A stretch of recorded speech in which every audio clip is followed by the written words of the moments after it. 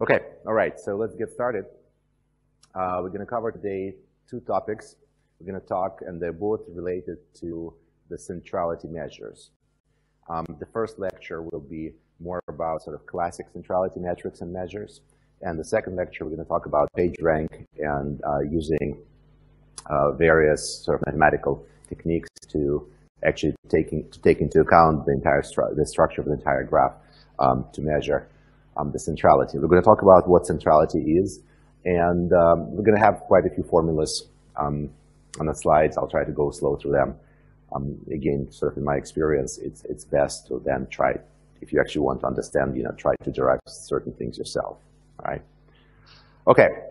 So what we're going to do today, we're going to talk a little bit about, well, the notion of centrality and various graph theoretic measures that we're going to use during this lecture, and then we discuss several concepts of centrality: the degree centrality, closeness, betweenness centrality.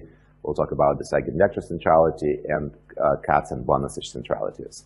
And then we'll also discuss ways to compare different rankings. Now, that is not directly related to social networks. It's, the topic that quite often is discussed in general in data analysis, but we need it here in order to be able to compare different metrics of centrality. So to get started, when you look at this graph, network, right? What nodes do you think are important or central in this graph? Yeah, the one in the center, right? Just sort of kind of naturally geometric center. Oh, and by the way, the size of the node here is proportional to the node degree, right? To the number of direct connections. But I think the correct question would be, when you talk about importance, what do we actually mean by importance, right? And in fact, there are several ways to look at it.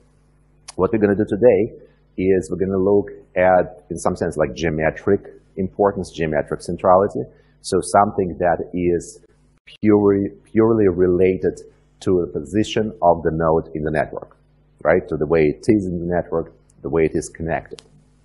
We're not going to look into network node attributes, right? So we're not going to look into what actually node is about.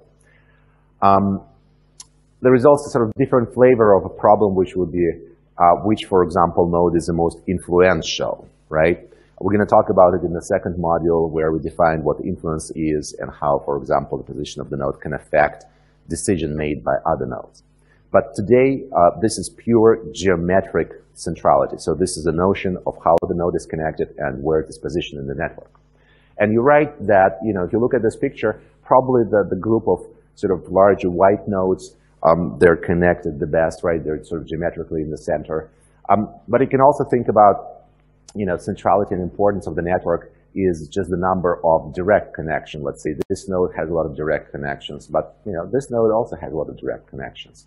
So, there might be maybe not equally, but closely important if we measure importance by direct connectivity. But let's say if we measure importance by the position with respect to the rest of the graph, well, yeah, that geometric center will probably play a critical role in here.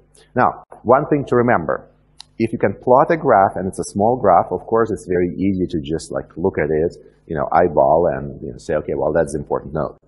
But typically, you don't have an opportunity to plot a graph. Your graph has hundreds of thousands of nodes. They're huge. So the question is, in that situation, can we actually run some algorithms and figure out, bring up the nodes that are most important? And that's what we're going to talk about. Now, as a motivational story, let's take a look at this graph, which comes from sociological studies, and now it's famous. This is a graph of intermarriages in Florentine families, right? In 15th century Italy. Now, look at the names on the screen. Which name you probably recognize? Well, you should recognize for sure.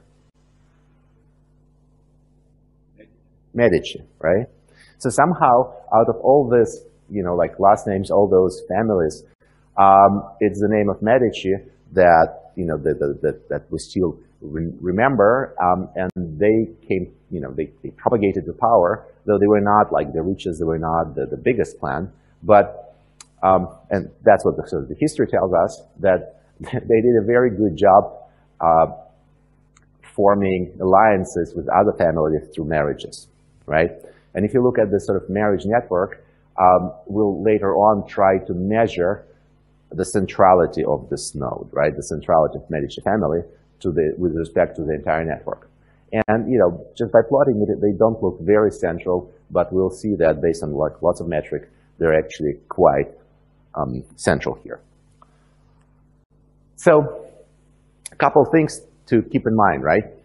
As we discussed before, all the sort of metrics and measures that we introduce, and especially those that come from sociology, they're motivated by simple observations, and they should make sense, right? And let's say whatever metric you come up with, if you look at this first graph, which node should be the most central in that graph based on whatever metric? A, right? I mean, it's sort of obvious that this should be the most central. Now, if you look at this graph, what can you tell about, think about the centrality? Whatever centrality metric you come up with. They should be all equally central, right? In some sense, because look, they're all in the same position with respect to each other, so there shouldn't be any preferences. Now, if we look at this line graph, and you think about also centrality metrics, which node you would think here could be more central, you would call more central. Now, obviously, like this one, right? And these guys are probably more sort of peripheral nodes. So the reason I'm putting these graphs on the screen is because, looking at the metrics that we, going to study, we'll apply, of course, them to these graphs to make sure they make sense. Plus, if you decide to come up with your own metric, or, you use you write a program, you write code to measure metrics, I would strongly suggest, send the simplest graph through this metrics, right, through the code, and make sure whatever you get back, makes sense, right? So these are very, very much common sense metrics, and if the positions and they are based on the geometric positions of the nodes. So if the nodes' positions are equivalent, then of course the centrality measure should be equivalent for each and every node. Okay. All right. So the very first metric is sort of the most obvious metric. It's called degree centrality, and it is actually, well, it is what it's named, right? It's just their number. It measures the number of direct connections, right? The number of your friends, and it's a pretty decent measure. Why not? I mean, the node is important if it has a lot of connections, direct connections. Now, quite often, and the way to compute this.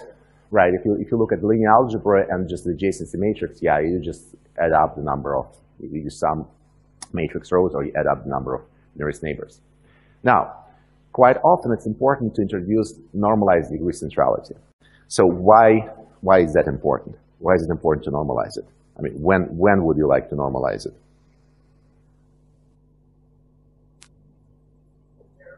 To compare different graphs, right? Because if you measure something within the same graph, it's you don't need to normalize things. But if you want to compare two different graphs, one graph of 10,000 nodes and the other graph of 20 nodes, right? In the 20 node graph, the largest node degree will be 19, even if the node is connected to everybody, right? And if you have 20,000 nodes graph, then it can be much larger. And so to measure relative importance, right, if you compare between graphs, that's where you do normalize node degree. And it's divided by n-1 because, n-1 is the largest node degree that is possible within the graph. Okay? So that's a very simple metric. Yeah, still very useful, right? You just look at it and see how many direct connections node has. All right, what other metrics can we come up with? Again, like sort of out of simplest geometric kind of metrics. What else comes to mind? So we talked about like direct neighbors, right? But the graph sort of is a big structure. Shortest path, right? So you can think about the metric, and in fact, I think is it the next one? Actually, it will be in a one, but this is also close to what you're talking about. we can think about like geometric location, right? Sort of location-wise. If you think about like, I don't know, Moscow, right? If I ask you where's the central part in Moscow? Oh, come on. Probably Red Square, right? I mean, sort of, kind of. Moscow is built in tradition. Well, built this in circle. But the point is, of that being a center is because the distance from that point to any other point in Moscow, right, should be the shortest. All right, okay, fine. You're right, I'm wrong. But think about the old-fashioned old Moscow, which was inside the rings, right? But the point is, what we're trying to say is, if you pick up a node, you can actually measure the distance from this node to every other node in the graph. Can you? Yes. So now, what we want to do is we call this the most central node is the one that the sum of the distances from this node to every other node is the smallest. Does this make sense? Right? So it is the one that is, if you go from it to each and every other node, overall, if you visit all the nodes, that will be the shortest distance. And if you want to introduce a metric, well, what you do, you just say it's 1 over this number, right? Because if it's the shortest distance, obviously, 1 over it will be, the largest. Now, the same story. You can calculate, you can do normalization. Here you multiply by n minus 1, obvious reasons, right? You're calculating it, normalizing it to all the nodes. Now, with this type of metrics, the second we start talking about the metrics that involve not direct connections of the node, but involves going through the graph, right, traversing the graph, you need to think about graph connectivity.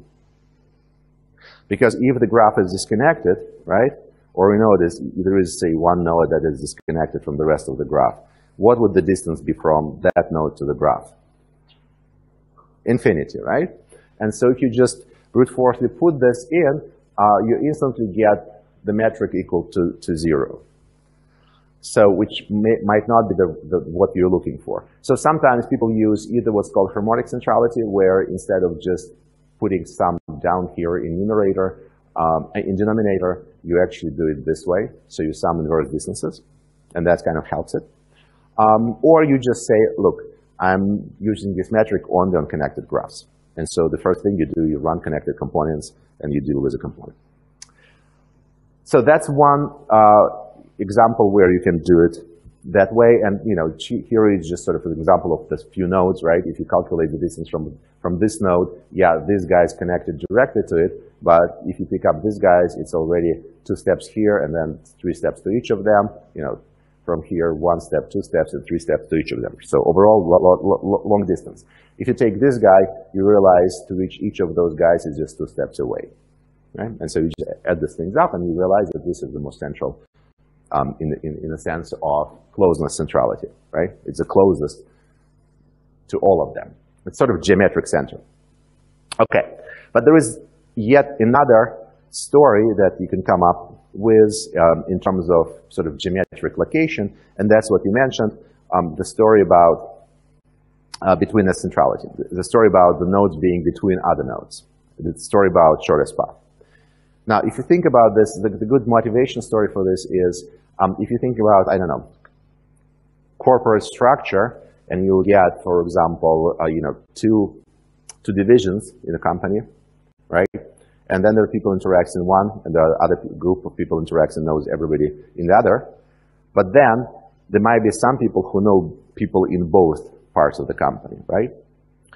So they're sort of in between, and that also gives them some prominence, right? Because they're bridges. And so that metric calls betweenness centrality. And in fact, it just measures the number of shortest path that goes through a particular node. So if you look here, let's say there's one group of people, another group of people, and you try to calculate for every node, you try to calculate how many of the shortest path goes through this node. let's say if we pick up this node, which shortest path will go from it? Well, of course, all the shortest path from each node that comes to this guy, right? But that's about it. So, this guy is sort of only allowing, only providing shortest path to this one. You can pick up some other guy, this one, okay, that's like a little bit more shortest path. But just by looking at it, you realize that probably the most preferred position in terms of like betweenness, right? Being between has this node. Because every shortest path that goes from every red to every blue node will go through it. Make sense? All right. So how do we measure the betweenness centrality? The idea is the following. So betweenness centrality for any node is calculated as sum. You go through all the nodes except that particular node I, right? So it goes through S and T not equal to I. And you calculate the shortest path between them. And you calculate the number of shortest paths. So that sigma st is the number of shortest paths that go through the node. Now, what you normalize by is the total number of shortest paths between the nodes S and T. So what we're trying to say is you're measuring the fraction of the shortest path in between node S and T that goes through your node. Right? So you can have a situation when you have, well, I should, we don't draw it here, but you can have a situation when we have two nodes and there are different shortest paths, right? So identical length. Well, imagine like one node, another node, and there is a node in between, and there is a node here, right? So there is this shortest path and that shortest path. If I draw it, if I look up here, do I have a picture like this? Yeah, for example, think about this guy and this guy, right? There is a shortest path from here to here, this one, and there is the same length shortest path, this one, right? So there are two shortest paths in between those two guys, but it's only one that goes to this guy.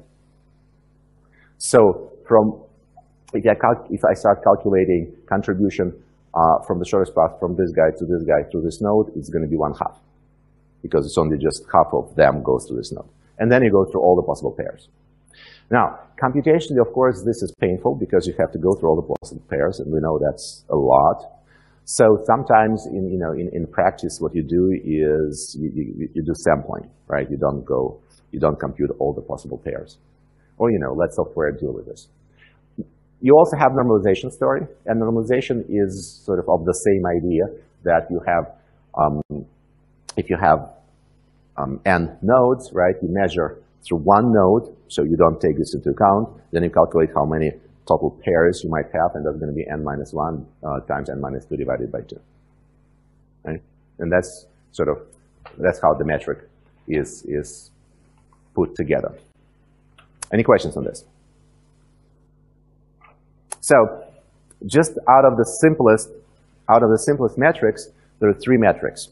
There is a degree centrality, which is direct connection. So just how many nodes directly connected to this node, and it's a node degree, but it's often normalized node degree. Then there is closeness centrality, which is pure geometric centrality, which is the shortest distance from the node to all other nodes. And then there's betweenness centrality, which is about how many shortest paths goes through this node. Okay? So very, very easy, very simple. These three centrality metrics you need to remember. Okay, now let's think about what other metrics can we come up with? Like this is the easiest stuff, right? Actually, sociologists use it for 50 years, 70 years, 100 years. What's the easiest? These are the easiest. Can we think of something a little bit further down the road? Anything else? If there was anything we not taking into account in here?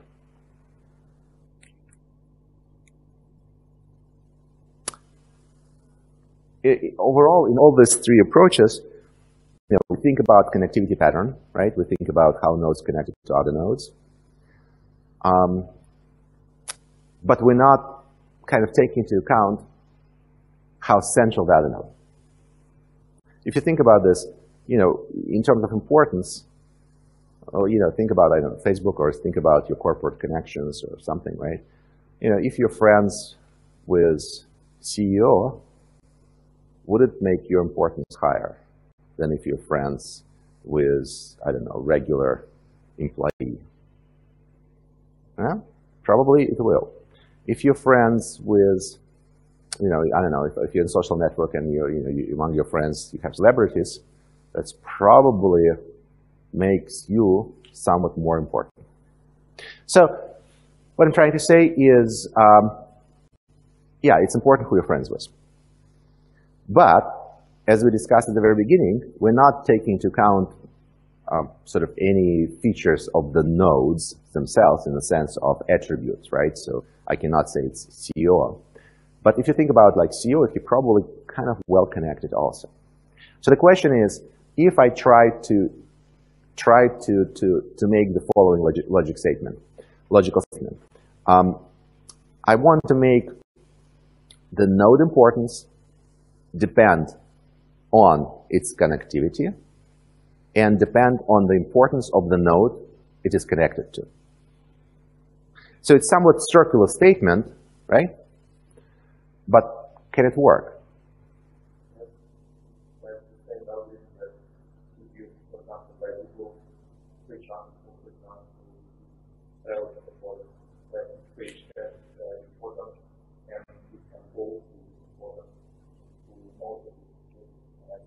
Yeah. So we're going to talk about this a little bit more in the second. We'll talk about much more about this in the second lecture. And the answer is yes, it can work under certain conditions, right? There is certain conditions that has to be satisfied for this recursive process, right? This iterative process to actually converge.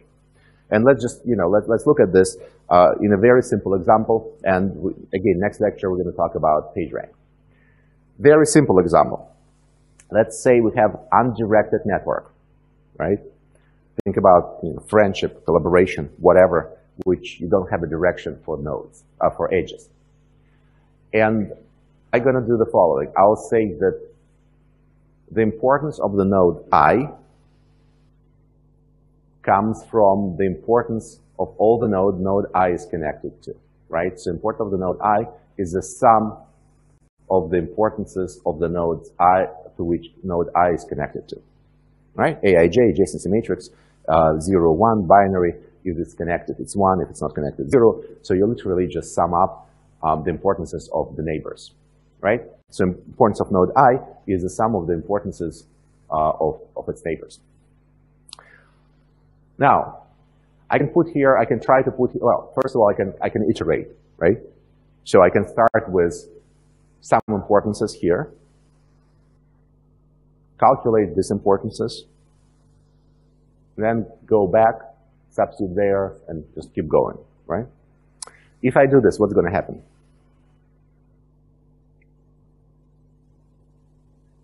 Will it converge to some values, or would it just keep growing or shrinking? Oh, come on. Simple math. You can try it. Converge. It should. All right. It will go to infinity. Why? So yeah, you're right. So what's going to be happening is, look, these numbers are positive, right? And these are zeros and ones. So we add up some positive numbers. Think about this. Let's say we decide certain numbers at the beginning, right? Yeah. Let's say we put every node importance equal to 1. Then, for each node, we calculate its importance using this formula. So the importance of this node will be equal to the sum of the importance of its neighbors. So after the first iteration, for every node, the importance will be, we started with 1 for every node. Then after the first iteration, some nodes, have 1 friend, some nodes have 5 friends, some nodes have 10 friends. So these numbers will be like 1, 3, 5, 10, 15, whatever, right? Depending on the number of friends. Then you go for the next iteration, take these numbers, plug it in there. And you again add them up. So after the second iteration, here, this guy who had like 10 friends, and each of them, all of a sudden, their importance grew on the first, after computations, the importance will grow even more, right? And so we just keep iterating, the importance keep growing and growing and growing and growing. So it's not going to converge in this very simple approach, right? Does it make sense? Okay.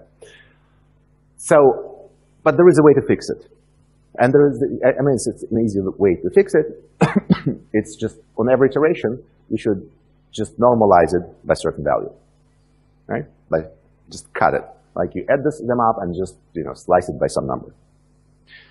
And the question of this question, well, how do I find this number?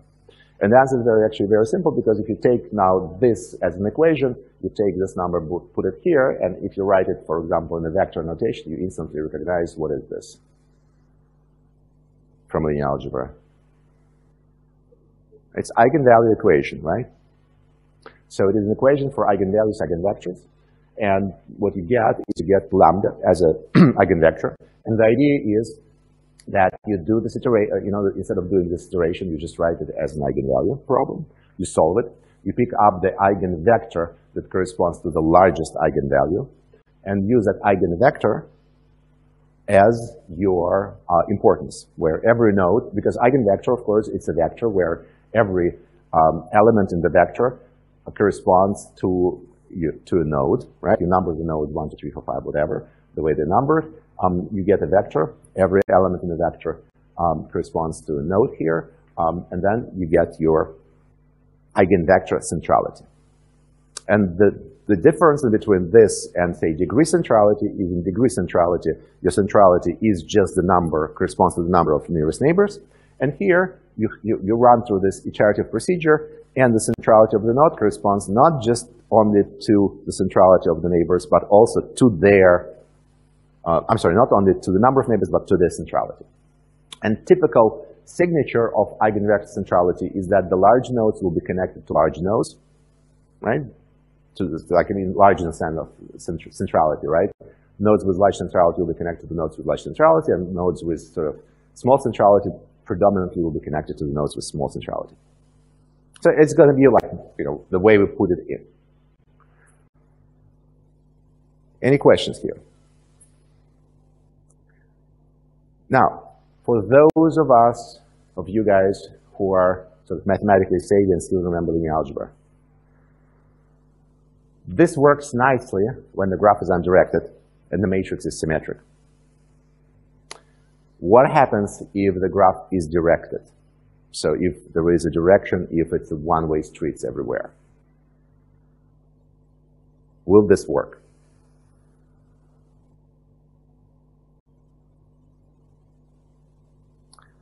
I mean, if you remember linear algebra, if you don't, you know, it's kind of hard to come up with the answer. If you do, in most cases, it will not. Because if the graph is directed, the matrix is not symmetric, and if it's not symmetric, then the eigenvalues, eigenvectors are complex numbers, right? And so all of a sudden, you cannot just, you know, use them for ranking, and they don't even have this, you know, they don't carry the meaning. So that actually means that you have directed graphs. These iterations, even with normalization, will not converge into the way, you know, we want them to converge. And we're going to look into this much deeper on the next lecture when we talk about Pagerank, because Pagerank actually works on directed graph. So within the Pagerank, they found a way to fix this problem. Okay? But if you remove this directionality of the graph, then, you know, Pagerank is pretty much eigenvector centrality. And what's interesting is the date here, 1972, right? So pretty much, you know, this approach, in fact, 1972 is when this whole thing was like sort of more formally published. I think the first references goes to like even like 50s or 40s. So in some sense, you know, Pagerank, though it was invented formally officially by Google, you know, around year 1998, I think the paper was. The sort of the first approaches to ranking importance of the nodes on the graph, they came from sociology. They were coming from, you know, 50s and 60s and sort of well-known in 70s, right? But they were focused on undirected graphs, where that worked well. All right? Make sense? All right. So this is just a comparison. For example, you know, this is kind of artificial graph, but a nice graph. And I point out nodes here, selected the nodes. that have the highest closeness centrality. So again, if you just look at the graph, eyeball it, typically nodes with the highest closeness centrality will be somewhere in the middle of the clusters, right, where they're have a lot of nodes that are directly connected to them. So these are, I'm not showing which one has the largest closeness centrality, but these are like top closeness centrality nodes in the graph. And there's like scattered across the graph. Now, if you look at this graph, which nodes do you think have the highest betweenness centrality?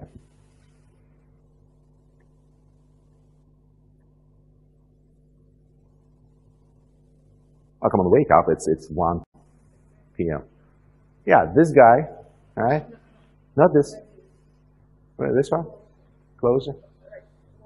Lower? Okay, okay. Me? Yeah, this one. No. Which one? Which one? But seriously, remember, betweenness centrality, it's about bridges, right? If you're looking at this, which nodes have this sort of bridge kind of properties?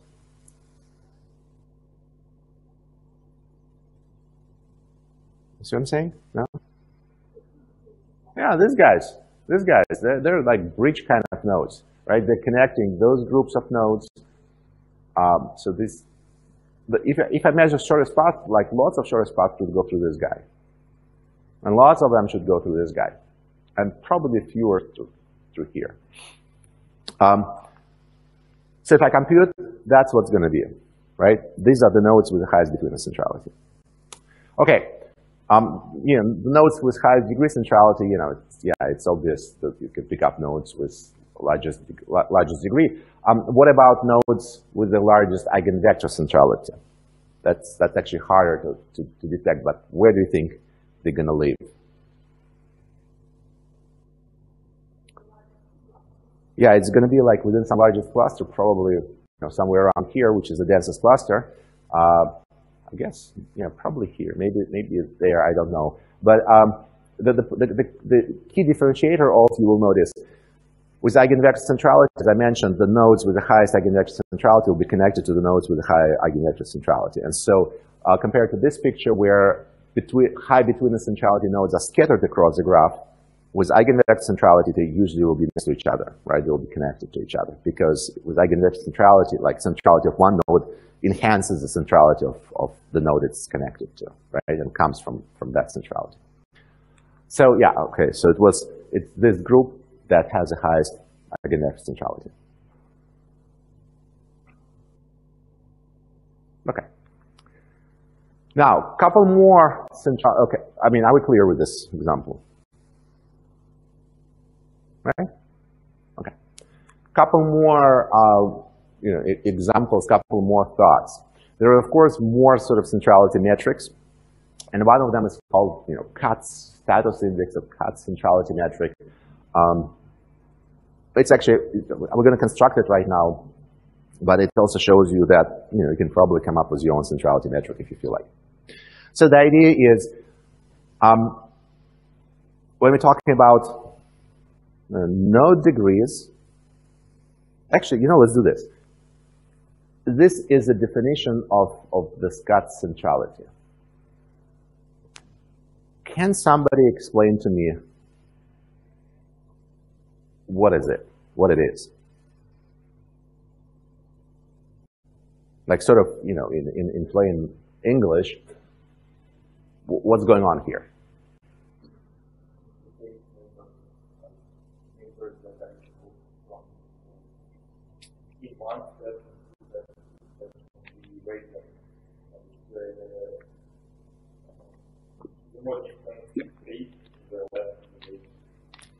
Yep.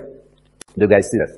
If you think about the adjacency matrix, Aij, that is a one-step connection, right? It is how node I is connected to node J, right? Now, if you take the matrix, adjacency matrix, and square it, and let's say it's a binary matrix, what elements of the matrix will tell you?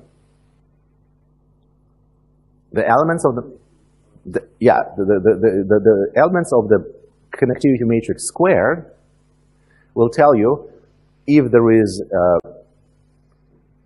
two steps path in between node and I and j. And the number in that matrix will tell you how many of those two steps path exist in between those two nodes. If it is 0, you cannot get there in two steps, like one step, another step. If it is 1, there is only one way. If it is 3, then there are 3 two-step paths from node I to node j. Make sense? And if it is a cubed, it is 3 steps, and if it is a force, it's like 4 steps, etc., etc. So the matrix, the connectivity matrix, when you multiply it on itself, it's kind of gives you a lot of interesting information. So, and you're absolutely right. So what's happening here is we're saying, okay, this is a cuts metric. Forget about this thing for a second. Make beta equal to 1. What do we get here? What metric is this? Beta equal to 1, we don't have this. What is the summation tells you? Number of direct connections, right? This is a degree centrality. Now, what we're saying is, okay, this is number of direct connections. Now, this is going to be number of nodes that are 2 steps away from this node. And this is how many nodes 3 steps away. So it also tells you, how things are connected, but not directly connected, like in 1 step, and 2 steps, and 3 steps. But then the idea is the following. Is beta less than 1, then beta squared is less than the beta, and beta cubed is less than the beta squared. And so what it means is the further you are, right, the weaker is the influence. And so the idea is like, let's add up all the influences you will have from your neighbors. And this is just the number of neighbors several steps away, and this is decreasing influence from them. And you can take 1, or you can take 2, or you can take 3, or you can take infinite. Well, there is no infinity because graph is finite, but you can just keep adding up, right, until you run out of neighbors. Now, there is a nice mathematics. You can actually look through this that shows you that, of course, for this, especially if you have this infinite series, for this to converge, beta, you cannot just take random beta. Beta should be less than 1 over lambda 1, where lambda 1 is an eigenvalue for the corresponding matrix. But you don't really care in practical application about this because you never actually add up things, go to infinity.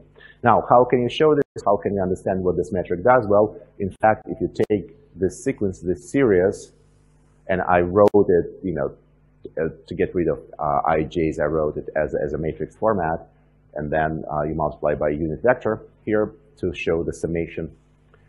You can actually do very simple sort of manipulation, write it this way, and then go from summation from 1 to infinity to 0 to infinity.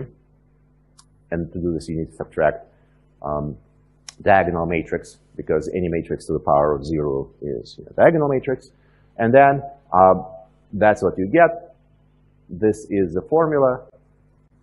You can manipulate a little bit because now it's just a matrix equation. And you can write down this index if you were summing up to infinity in the following way. So it is here is inverse, here is your matrix A, adjacency matrix, here is the beta that you selected, and that's sort of this summation, what it is equal to. Again, in practice, you rarely see people doing this. It's mostly about just taking, 1, 2, or 3, or whatever steps. I think in network X, it actually, there's a function to do this. It asks you like how many steps you want to take into account. Again, as probably already kind of getting the idea that there is no like sort of right or wrong way to do centrality, right? It is sort of the metric you introduce, and then you can say, according to this metric, these are the properties of the nodes, this is the most central, etc., right? And so this one takes into account not only direct connections, but also the next neighbors and next nearest neighbors and next nearest neighbors. Okay? All right. You'll also notice that this is, when we start talking about this sort of multiple steps away, it getting very close to all the eigenvector and eigenvalue problems. And, to Pagerank, that we're going to discuss on the next lecture. Here's yet another metric. It's called Bonacic Centrality, again, 1987. This has two parameters in it. Now, if for a second you think about this parameter is being 0, and alpha is a constant, like normalizing constant, this just becomes a typical degree centrality, right? Because C, this term goes away if beta is 0, and it's just a degree centrality. Now the question is, how can we interpret this if beta is not 0? So what we're saying is the centrality of the node I, and notice we're also getting to this again recursive mode. Centrality of node I depends on the centralities of its neighbors, but it's just not centrality only of its neighbors. There is more going on in here, right? We rescale it. So why would you want to do this?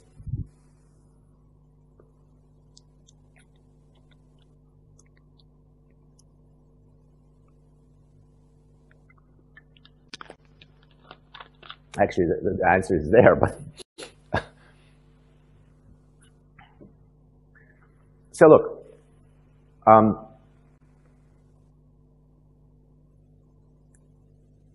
controlling alpha and beta, let's say alpha is not 0, let's say alpha, I mean, pick it up, I don't know, equal to 1 for a second or something.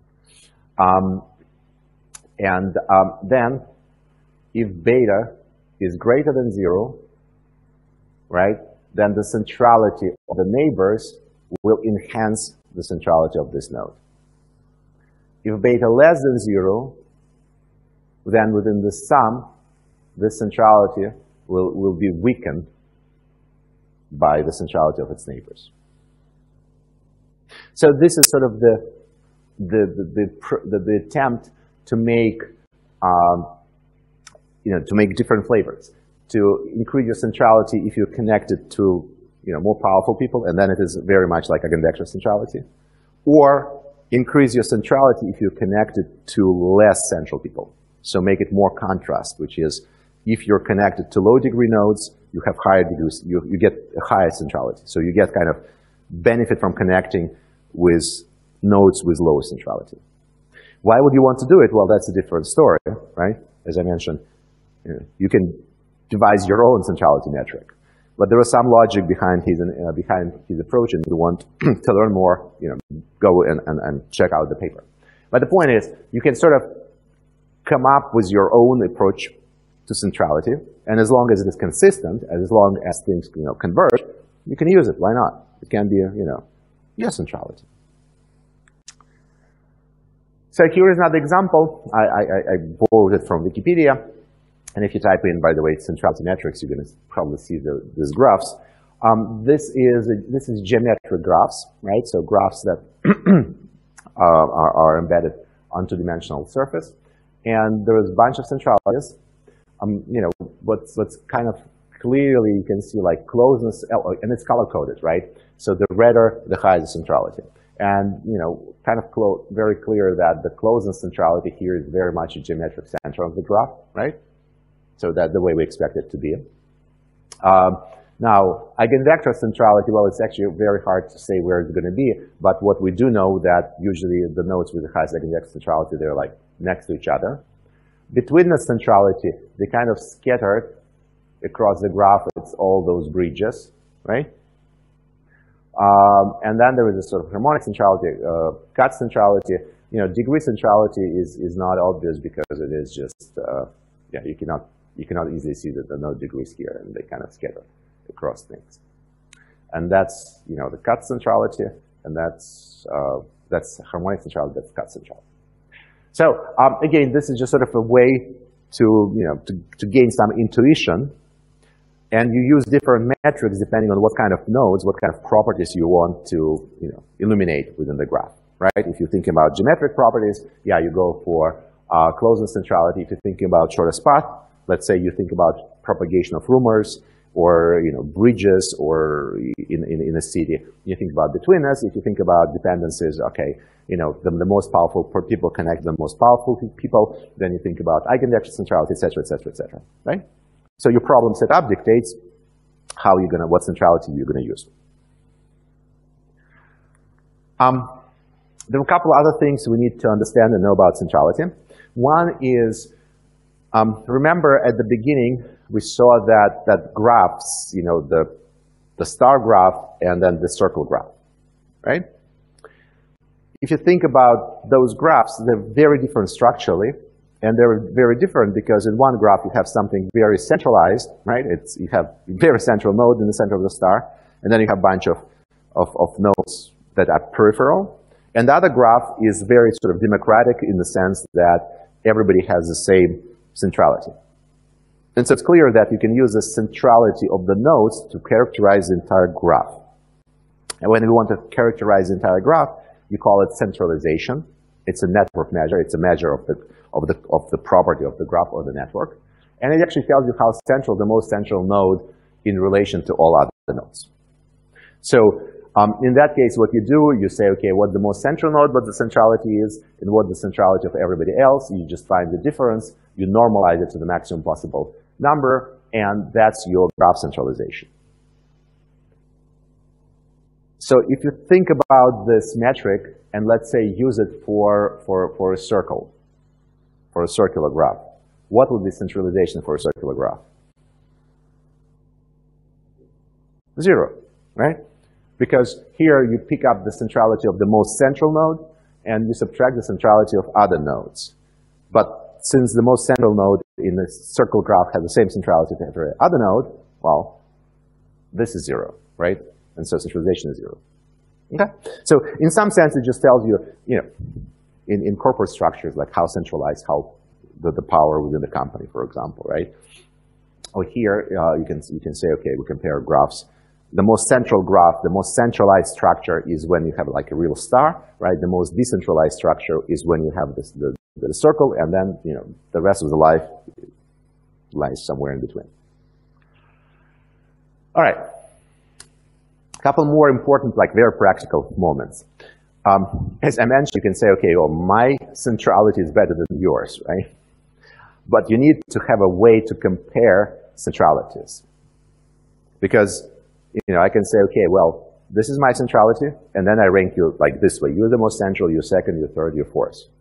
And then somebody else uses another metric of centrality and says, okay, that's the first, the second, the third, the fifth. So you can have 4 nodes based on the centrality, you can rank them, right? You can order them. And then you have the same graph, but you can have different rankings based on different centralities, right? And the question you might ask, well, you know, how different are those rankings? So how would you answer that question? And that's also, that, you know, extends much further than just networks, right? You have 2 rankings of, I don't know, of students, one based on attendance and one based on grades. How do you compare those rankings? Inconsistent way. Yeah, we can do the correlation, right? So the easiest one, of course, if you actually have a, say, not just ranking, but grades, and the same way is actually as we have right now with centrality, you just have numbers there, you know, you can just do correlation, right?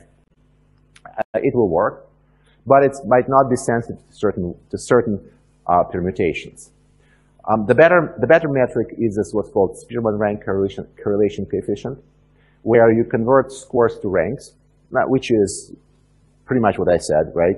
You take the scores of the nodes and you sort nodes by those scores. And then you actually start comparing not the scores themselves, but their ranks. Okay? And then you just, for every node, you find the difference in between the ranks of those nodes in 2 lists. If all the nodes rank exactly the same way, and you go through all the nodes, their ranks will be always the same, right? In one list and another. And so then this whole thing will be 0, and the rank correlation coefficient is 1. Make sense? So that's one way to do it.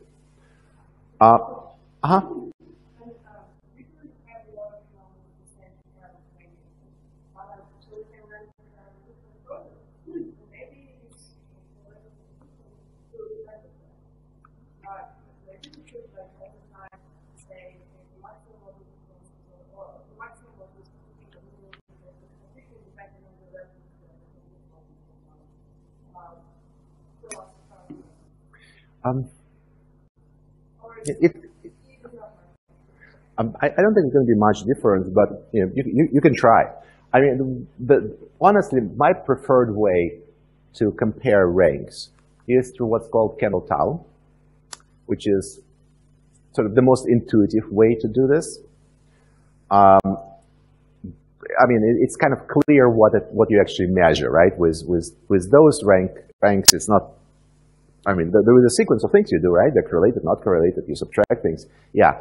But with this one, it's actually much more intuitive what you do.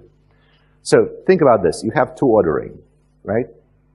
So some pairs can be concordant, which means they're the same way, and some way discordant. What I mean is the following. Let's say you have one ranking and the other ranking. In one ranking, you are ranked above him. You can be in a different place in this ranking, but you're above him, right? And in other ranking, he is above you. So then it's a pair that it's called discordant. Or if in one ranking, you know, one person is higher than another, and in a second ranking, he's higher than another person.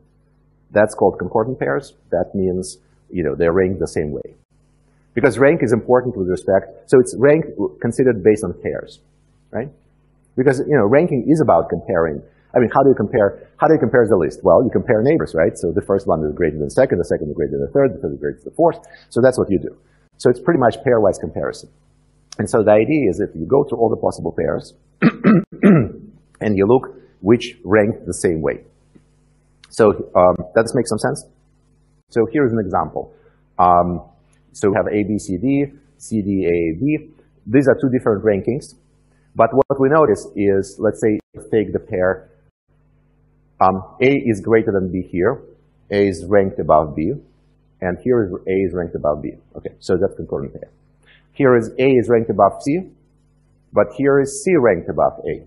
So that's discordant pair. Here is C ranked above D. Here is C ranked above D. Here is C ranked above E, here is C ranked above E. And so you count how many times this, you know, you have ranking that is the pairs that ranked exactly the same way. And then you count how many times the pairs are ranked opposite in the graphs, I mean, in the ranks. And then you just find the difference. You just take the difference. Okay? So you go through all the pairs and calculate this difference, and then it's just normalized. Make sense? Sort of? Kind of?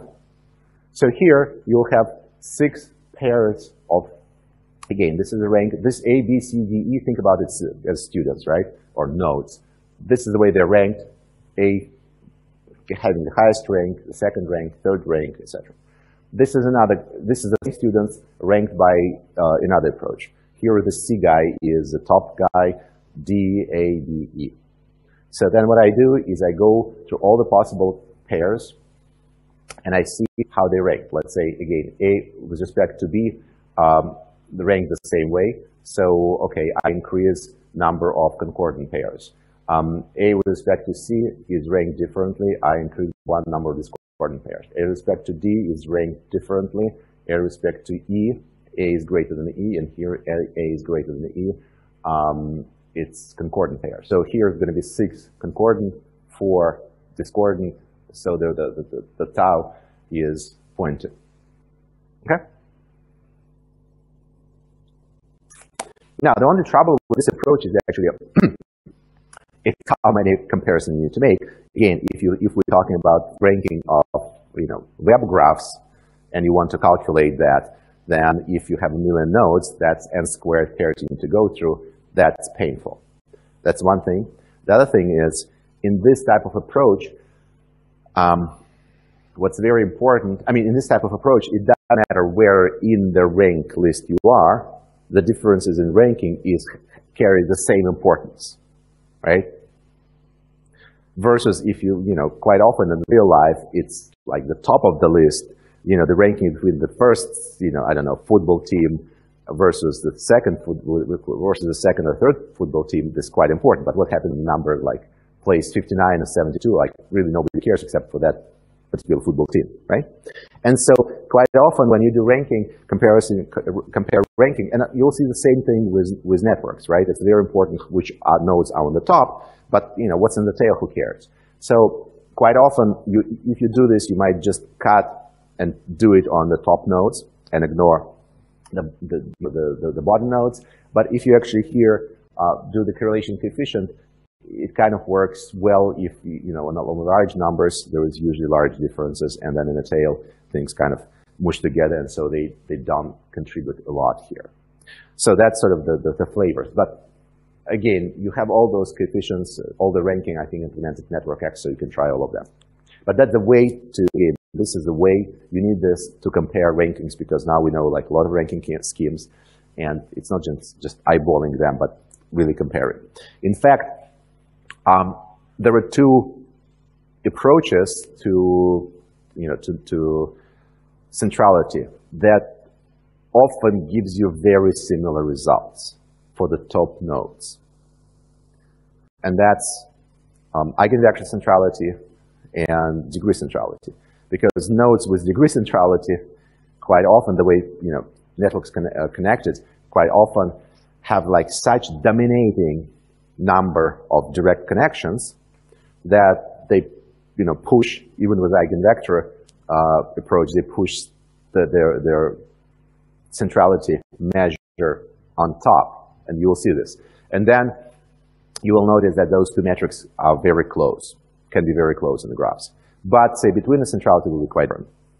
So anyway, that's the way to measure this. Now going back to where we started with the Florentines families, here are the different metrics measured, and the graph is like a little bit rotated compared to what we saw before. But these are different metrics measured for that little graph. And the largest one between this is Medici, so all negotiations, all information flow goes through them. Closeness, they're also pretty high. Those two families with very close to degree centrality, they're good. Eccentricity, well, we didn't talk about it, but Eigenvector centrality, they and another family is actually pretty good. Well, Pagerank you can run here, also pretty good. We didn't talk about this, but as I mentioned, it's very easy to come up with your own metric of centrality, right? And so there are a bunch of other metrics we didn't talk about today, but they exist. And the point being that, Medici, happened to be pretty central in most of those metrics. And so, here is the rumor, here is the hypothesis goes that might have played a role in their race to power, and in the fact that, many centuries after that, we still remember out of all those names, we just remember Medici. Okay? So that's it for this lecture.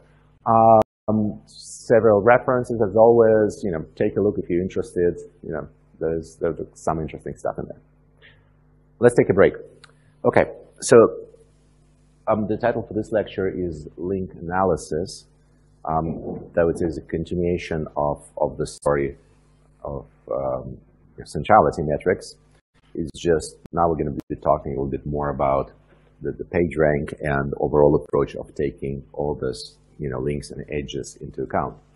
And in a similar fashion that we saw on a previous lecture, where if you try to add into account not just the direct neighborhood, but steps further away and step further away, then eventually end up having some sort of eigenvalue, eigenvector problem, and the solution becomes the solution for ranking. The centrality of the node comes then from the solution of eigenvector problem. That's pretty much what we're going to see here. We're going to talk about several different approaches to the centrality metrics using eigenvector analysis, in particular Pagerank. We'll talk about interpretation and sort of historically where that approach came from, and look into a few subtle details. Now, the key difference in between what we're going to do now and what we have done in the previous lecture is now we're going to be focusing on direct graphs, right? In the previous lecture, it was all about undirected graphs. You could think about this, road networks, but undirected road networks, right? Sort of both ways. You can think about friendship graph. You can think about, co-author graph, etc., etc. Here, it is about direction in the graph. It's about the fact that your nodes, the edges are directed. And so an example would be about, even in the friendship network, is who is friends with whom. You can think about who called whom. You can think about who liked whose paper. You can think about citation networks, where one paper cites another paper. So this is where directionality is important. An original story from Pagerank and Google is, of course, about ranking web pages. And when you look at the web pages, it's about how one web page points to another. And then the directionality is, of course, insanely important. It's fundamental because it is, you have a link, you click on the link, you can go to another page, right? And so that's where this whole story comes from. And let's see how we can use math to actually do this. So we're going to talk about web page ranking algorithms, the Pagerank and hits. And we'll talk a little bit of why it is important to do what's done in there and how it happened that Pagerank became Pagerank, and a few other things. So first of all, just a quick reminder, and we talked about it at the first lecture, I guess. When you look at the adjacency matrix and when you look at the graph itself, there is a representation of it. Now, what's very important in today's lecture is this fact that when we looked and say matrix Aij, we're talking about the edge going from node I to node J, right? So if you look, for example, here, this row number 2 is our outgoing edges, right? From node 2, here's node 13, node 8, node 9, node 10, node 3, node 6. So our degree for the node 2 is very large. That's how many neighbors it has. In degree for node 2 goes into the column, right? There's only 3 edges coming in, right? So trivial fact, but very important, matrices that we're going to deal with are non-symmetric now. Okay. When you have a directed graph, there are several types of nodes that are that stand out, right? One of them is a node that doesn't have any edges emanating from that node. So our degree of the node is 0. So there are only edges coming in, like this node or like this node, right? And that node, sometimes we call them sinks or sink nodes or absorbing nodes. And that terminology comes from Markov chain models. And we also have nodes that have no incoming links, only outgoing links, right? And that's 0 in-degree nodes. Sometimes they're called sources. Okay? And in a real web graph, you can have both of them, obviously. Now, which one you would think you'll have more often, in a real world graph, if you think about like web pages?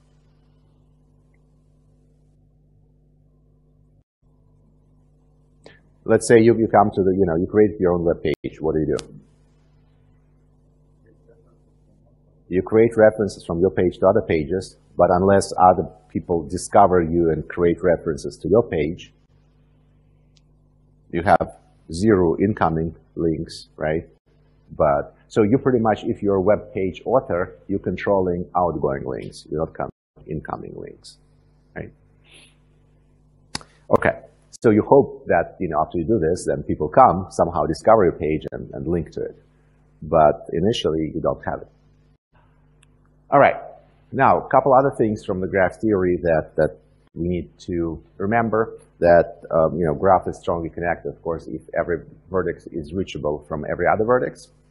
But we also need to understand that when we have directed graphs, we can have strongly connected components, right? Which is the subgraphs were strongly connected. that's not going to happen. In undirected graph, all those nodes are connected. You can go from every node to every node. In directed graph, you can have a subgraphs where you can get from each node to every node, right? And here you can get from every node within this 3 nodes to every node. But the second you get out of this, you cannot come back, right? So you have groups of strongly connected nodes. Think about this now, and we're going to use this Think about a random walk, and random walk meaning you start with some node, and with a certain probability you follow an edge, right? And if you walk this way, you kind of stay always within. But if you leave, you will never come back. Okay? Now that's actually very, very important for all the graph theory. Of course, what you want in graphs is to have one big, strongly connected component that you can get from every node to every node. But that's not what's happening. Okay? There is yet one more important definition is about periodicity for graphs. And periodicity has to do with the size of the cycles, the size of the loops. And again, in directed graphs, you will have a lot of them. Now, what's periodicity? Let's think about it this way. From this node, I can get back to it in 1, 2, 3, 4, 5 steps, right? Here I can get back 1, 2, 3, 4, 5, 6 steps. Now, if I look at this guy, I can go here 1, 2, 3 steps. I can go 1, 2, 3, 4, 5, 6 steps. So this graph is periodic graph because there was cycles with a common divisor, right? So this is divisor is 3. You can get in 3 steps, or you can get in 6 steps. Here, you can get in 5 steps and in 6 steps. There is no common divisor except for 1. Have you heard about the periodicity in the graphs before? They didn't tell about it in discrete math? No? Okay. All right. That's not a problem. You pretty much now know everything you need to know about periodicity. So if there are loops and that they have a common divisor greater than 1, right, that's periodic. And if it's 1, the only common divisor is 1 to the period of the graph, then it's aperiodic. You're going to see how it's going to play out a little bit later, within the and why it is important. All right, so thinking about web graph, well, we have a hyperlinks, which is implicit endorsement, which means I put a link to your page if I like the page, right? And then we got a web graph, right? People start endorsing each other, and you get a web graph. And so the Google idea for the Pagerank or for ranking pages goes back to analysis of this graph. So when the web just started, and people start searching for pages, the very first search engines, they only looked at the text on the pages, right? And it's just pretty much like a library book search. The trouble with that was that in library, the typical data set. Well, first of all, you don't have an infinite number of books, or you don't have millions of books, actually billions as of today in the web. Plus, it's sort of curated, right? There is no random garbage in there, and people don't try to get into library with their own little strange books. On the web, what was happening is you got lots of pages, sort of mediocre content, some of them old. Some people were just trying to get into the ranking because this whole thing with search engines very quickly became the story about advertising, right? And about following the link, landing on the page, and being able to show an ad, right, and make some money. And so they're going to be a lot. What people were saying, a low quality of ranking of the results, and ranking again by ranking I means you type in the query, you get results, right? Somebody should be on top. And if you have 10 results, it's not that hard to rank. But if you have thousands of those pages, and each of them you want a page about a car, and you do a search that says car, well, there's 100,000 pages that has the word car. So how do you rank them? Well, again, at first it was only about the content, and if one page has the word car 50 times, another has like 2 times, well, you put page with 50 times car before the page. But then if you think you want to spoof the engine, right, and you want to make your page more important, well, you write 50 times the word car, and all of a sudden you are as important as some variable page on cars, right? So you needed to have some sort of authority, you needed to have some way to rank the pages that goes beyond just the content, right? And so different ideas, of course, there's the freshness of the page that's being taken into account, like how long time ago it was created, how often it was created. There's like lots and lots of things. People were looking at the size of the font, the color of the font with respect to the background, looking at what's in the title, if the title corresponds to the content of the page. So a lot of linguistic analysis. And then there was an idea like, oh wait, but people actually, the web graph is created by people. It's not created, it's somebody looking at your pages back in the days, right? Looking at the pages, create a web page, and putting a link to a page means he actually read the page, means he endorses the page, right? Because otherwise, I mean, if you're creating your own little page, right? You want to point links to the page you think are relevant. And so that brought an idea at first that, okay, well, let's look at the incoming degrees for the web pages. And then rank web pages by incoming node degrees. So the more references you get, the higher you're going to be in the ranking scenario. So of course you look at, at the text, but you also look at how many links coming to the page. By the way, it's not trivial unless you search engine, right?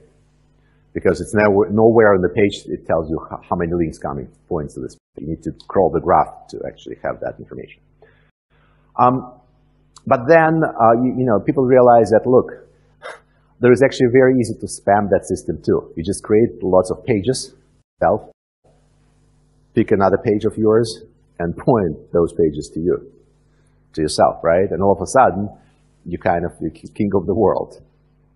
And then, and then you probably, again, if there is some sort of strange page points to your page, yeah, maybe it increases your importance. But if, let's say, CNN, New York Times points to your page, well, it actually gives you some authority, right?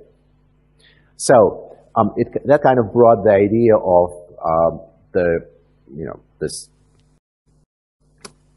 eigenvector approaches, right? Where you say, they didn't actually talk about eigenvectors, but they talked about that the importance of the page should depend on the importance of the page that points to it. Right? But we know from the previous lecture that actually that's sort of the Eigenvector centrality, so it's going to end up in that kind of approach.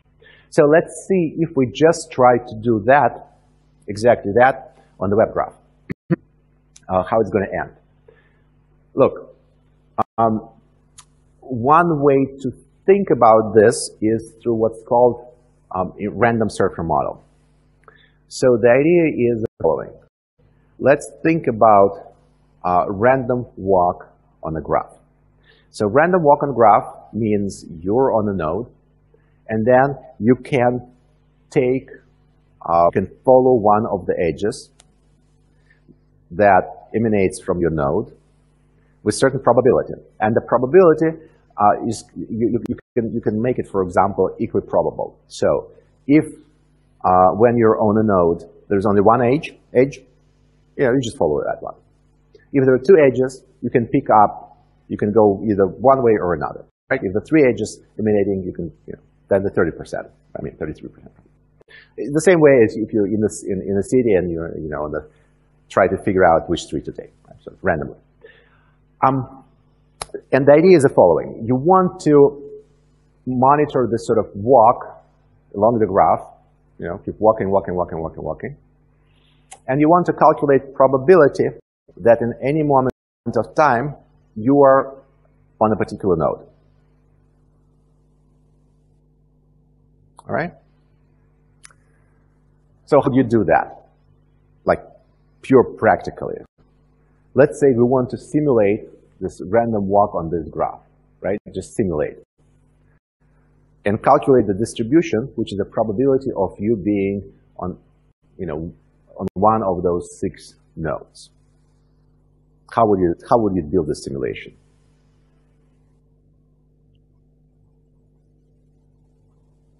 Oh, come on, it's majors. Simulate walk on this graph.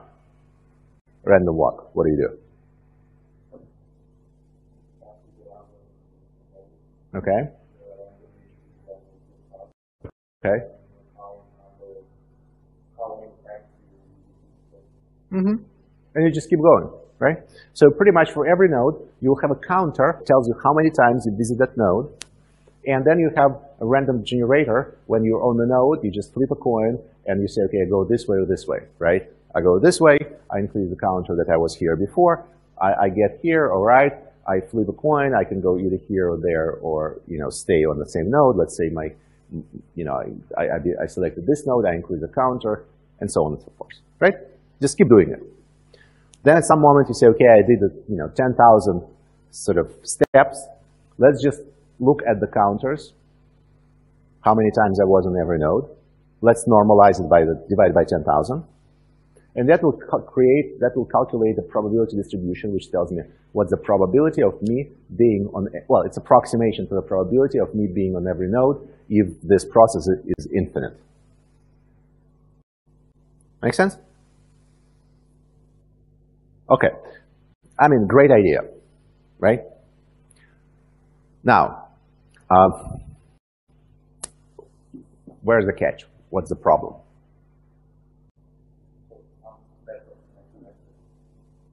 Let's say it's connected. I mean, it's a problem if it's not connected, I agree. But let's say they're connected. Look at this one and tell me what the problem is. So first of all, you're here, you're happily moving this here. What happens? You're stuck, and there's no way out. What else? Say it again? Say it louder. Well, yeah, okay. If I start here, I will never go anywhere. You're going to go back and forth here, but there is something else. What about this guy? If you don't start on this, you never get there. So if you actually try to calculate, try to play this game, which is, first of all, you'll get that this always will get probability 0, and your random walk will keep ending here. So, and that's why, by the way, this node is called a sink node, because it will just eventually absorb all the random walks, right? So, which means, in this graph, life is great. On this one, nah. And if you remember, this picture is that your sort of single page, your only lonely page that you created and you pointed to somebody, nobody points to you. And unless there is a way to get to you, the ranking is never going to work. And then, this situation is this sort of ugly page that doesn't have any out. Maybe it's a smart page, but it doesn't have any outgoing links. And so getting there, you're stuck. So that's a problem, right? And pretty much PageRank guys thought of this problem without actually understanding the math behind it, which is kind of hilarious, but that's what happened. And later on, probably 2 years later, mathematicians came and said, "Oh, come on, this is Markov chain, Markov process. So there's a bunch of theorems, and by the way, guys, what you've done is actually fixing and creating all the conditions for the that will satisfy the existence and uniqueness of eigenvalues in this case, and you can use them for ranking." But PageRank, Breen and Page, in their paper, the original paper, they never talk about eigenvalues or eigenvectors. They talk about random surfer, and we're going to talk about it in a second. So it's kind of one of those discoveries that were not initially confirmed by any math. It just worked, right? So. Now, let's say we try to put some math behind here, and then we'll see how we can actually convert it into, full-blown PageRank story. So, as I described, we try to model random walk, okay? So, to do this, we can calculate the probability of being node I at the moment t+1. let's say I want to calculate the probability of being on node 3 at moment t plus 1.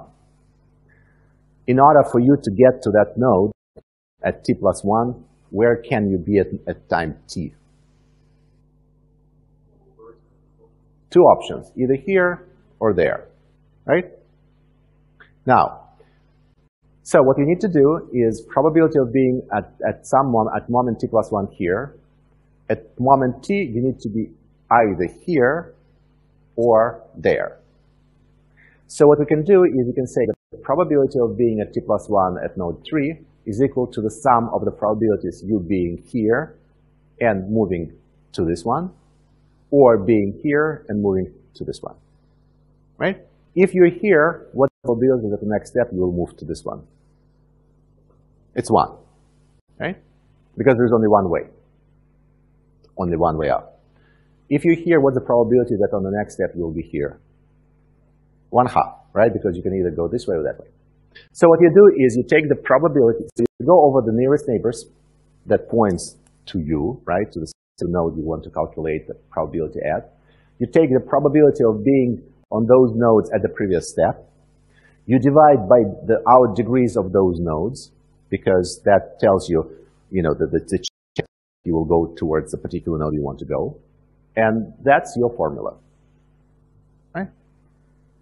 So if I put here, instead of like summing neighbors, I can put like the entire matrix, and then I'm going to sum over the matrix of the indices. Now, please note that the way it's written here, it is node I, and I want to get onto the node I, summation over j, and here I write it ji as the indices, because I want to go from nodes j to node I. Remember, when we started this lecture, it's from this node to that node. All right? Okay, so now this story, this story taking the matrix and normalizing it by out degrees, you can actually write it the following way. You can take, create diagonal matrix of out degrees, and you multiply your matrix by this diagonal matrix of out degrees, invert it. That's just the way to write this down. You have to be careful here because you might have nodes that do not have out degrees, then it's going to be 0, so you have to do this normalization in a smart way. And there is a transpose here stands because of this ji thing, because typically when you multiply matrix by a vector, right, it's a product here. You usually write aij, pj, and j is a second index. So this is, and here it is pj, aji, so it is inner product. And to write it in a vector format, you take this matrices and put it in transpose. Make sense? This is just, again, putting it in transpose here is because of the way you count. You count indices, and you want to go from neighbors to this one. And so, having done that, having said that, we're describing this power iterations process. And then, you just start with some distribution, you just keep doing it, and eventually can converge, or it will converge in certain scenarios to, like this scenario, it will converge to, to distribution. And in fact, this one you can also write as an eigenvalue problem, right? Saying that as time goes to infinity, you got P here, you got matrix here, you got P here, so it becomes an eigenvalue problem, you solve it. And for this type of graph, it will work. For this one, it will not, because this process describes simulation, describes the random walk, and we know that random walk will get stuck. And so this iterations will not work, or eigenvalue will not be computed. So in order for us, for this type of approach, for these iterations to work, we need to do something about this graph. And we realize that, the real web graph, not more like that. There are a lot of pages of this type in the real graph. And actually, we'll look into this in a second. But here's the idea. Here's what Pagerank, guys proposed, and that, fixed that problem. So they said the following, and this is a citation from their paper. By the way, I actually instruct you guys to read the paper just out of curiosity, right? This is really how Google started. This is the only paper that Breen and Page actually published as a PhD, well, as a PhD students on the subject before quitting Stanford to actually do Google thing. Pagerank can be thought of as a model of user behavior. We assume there is a random surfer who is given a web page at random and keeps clicking and never hitting back, but eventually gets bored and starts on another random page. So here is what they say. Let's go on the web page, pick up some page, follow the link, follow the link, follow the link. Then, some moment you can get bored and you just start over again. You sort of teleport or teleportate on some other page. The same thing happens if you go, you land on the page. There is no out degree links. You just jump and start over again. Okay? So they just said this process is never ending, and if you're bored, you jump, or if you're stuck, you jump. In some sense, I'm sure, well, right now it's not that obvious, but I'm sure you've done, you're part of this exercise of going onto the social network, right? And getting to your friends and clicking on the friends of the friends, and then on the friends of friends link, and eventually on somebody's profile you have no clue who this is, right? And what you do? Well, you either come back to your original page, or you just give up, or or you try over again, right? And that's the model of the random surfer. Now notice what they've done. They said, okay, whether you're stuck or whether you're bored, you can just jump anywhere you want.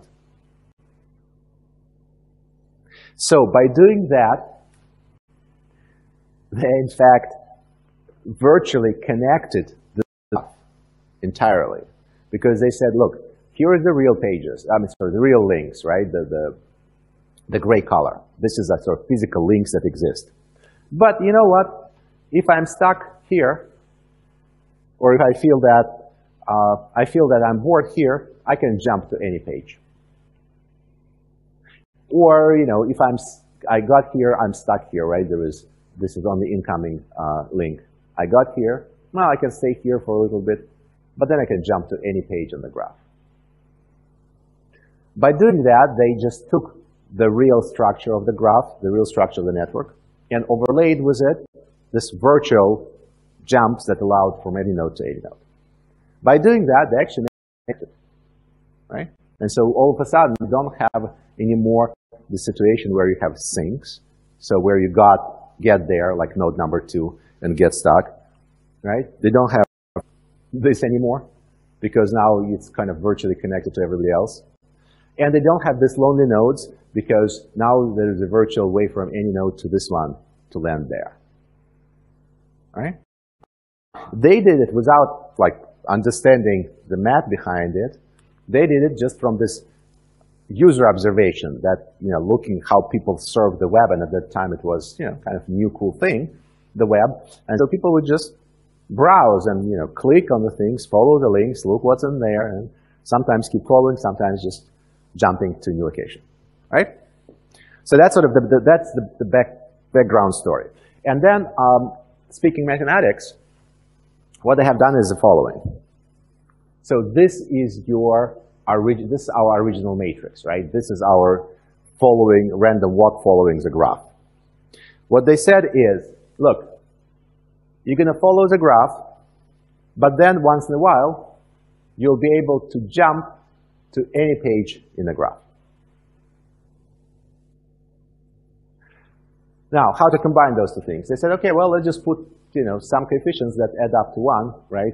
So let's say there is 80% probability that you follow those, or in 80% of the cases, right?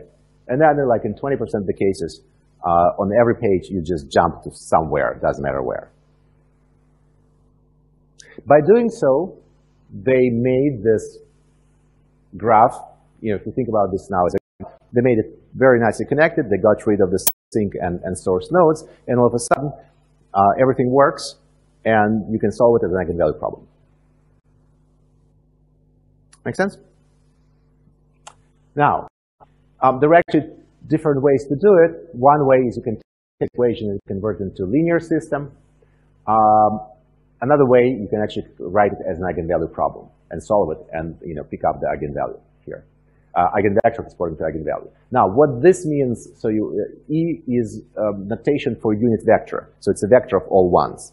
So what this says, if you write it, look into eigenvalue problem, it's our original matrix, right? The matrix, remember this is adjacency matrix normalized by our degrees. So this is transition matrix. And this is a matrix, actually I should have normalized it, I lost n somewhere here. This is a matrix of all ones, which just tells you that you can go from any node to any other node.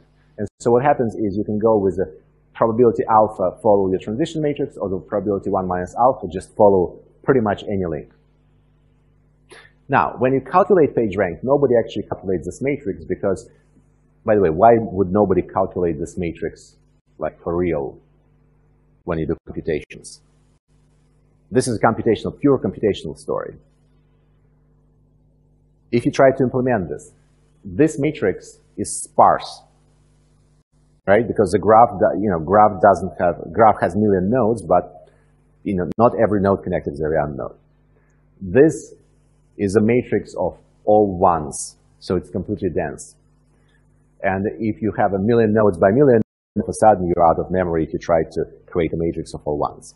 So when you do actually calculations, you do it that way through power iterations. You don't actually create this matrix. But in terms of the theory, it's better to think it that way. So you have the transition matrix, and then you have this matrix that just tells you jump from any node to any other node. And when you do this, that's pretty much does the entire math. Now, we're not going to go deep into this, but there is a famous theorem which is actually goes back to 1907, right? Which is called Frobenius theorem. It's also called fundamental theorem of Markov chains. That tells you that if your matrix is stochastic, and stochastic means it's non-negative, and all rows sum up to 1, so it's a matrix of a probability jumps, and that's what we actually have. If it is irreducible, which means the graph is strongly connected, so you can get from any node to any other node, and it is aperiodic, so there is no loops like we described, then the theorem tells you that there is an eigenvector, it is unique, and largest eigenvalue is equal to 1. So guys, without knowing it, they in fact satisfied all the constraints, all the requirements for the Frobenius theorem that guarantees that they will have a stationary distribution that is unique, which is extremely important for, of course, for ranking, right? That is achievable, and there is a numeric way to do it. And in fact, what's probably most amazing that with a graph size of hundreds, millions, you probably need like around 100 iterations of this type for a solution to converge to stable distribution. So you don't need to do a lot. And that made PageRank extremely popular. So it just worked, and it worked well, and it worked fast. And so by, again, sort of mixing up and looking initially at the human behavior, guys managed to satisfy the very strict mathematical constraints that guarantees uniqueness and existence of the solution. I don't see any excitement in the room. All right, fine. Now, there was actually a lot of variations of this PageRank story. And let's think about this. Let's say you want to make a rank that ranks or focuses on a particular type of pages. Let's say you want always for the system to rank pages, let's say about sports, higher within the system. How can you do this?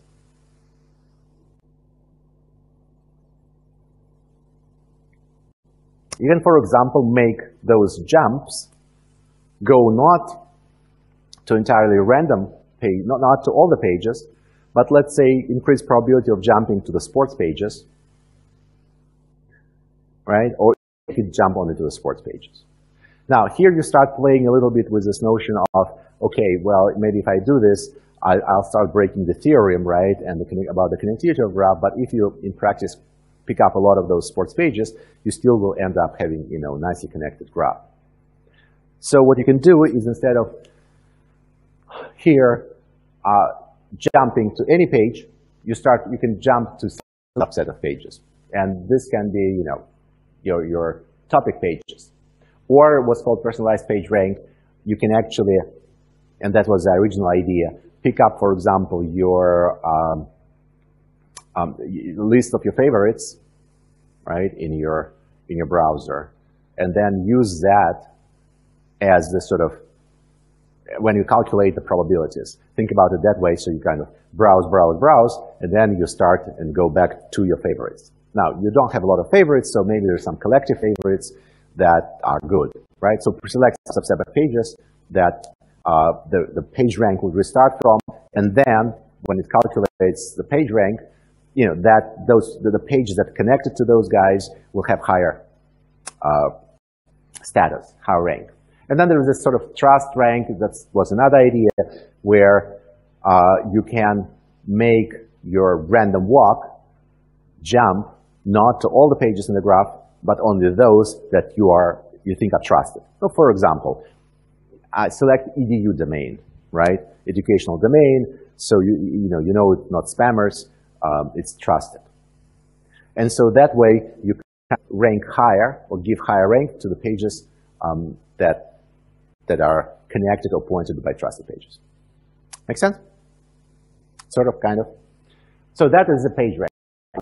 Why is that? Why this whole thing is important regarding the things and the sources? Because graph, looks like this, and that's actually a picture from the paper published by 1999. I don't think a lot of things changed, but if you analyze social networks, they also probably have very much similar structure. Look, there are pages that are in the strongly connected component. Pages that points. So you start here, you can always, stay there, right? And if you actually want to calculate page rank only in here, within the strongly connected component, you can actually easily do it without any sort of additional, random jumps. Because here you can get from any node to any node.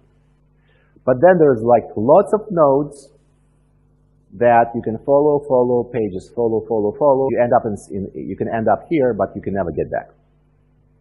And there are also this type of pages where you can get to, but you can never get back. So this set of pages form, of course, the source pages, right? This sort of pages form the sync pages, and then there is like sort of some other type of pages in here. The truth is that within strongly connected component, you have probably 40% of the graph. I mean, back in that days, I don't know. Like right now, I don't know the latest stories, but it used to be like 30–40% of the graph, and so you still have 20% here, 20% there. And so, rank the entire web, we need this type of page rank approach. Okay. All right. So this is just an example, very small graph. Did run the page rank on it, scaled the nodes by, largest page rank. So if you notice, again, as the same way as with eigenvalues and eigenvector, eigenvalue graph, eigenvalue centrality, the nodes, large nodes usually kind of connected to large nodes. And sometimes they're proportional to in degree. Now, could I run here this eigenvector centrality model?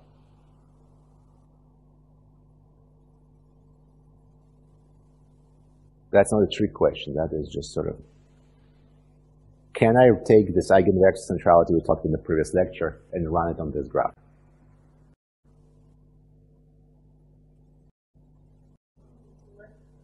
It's directed.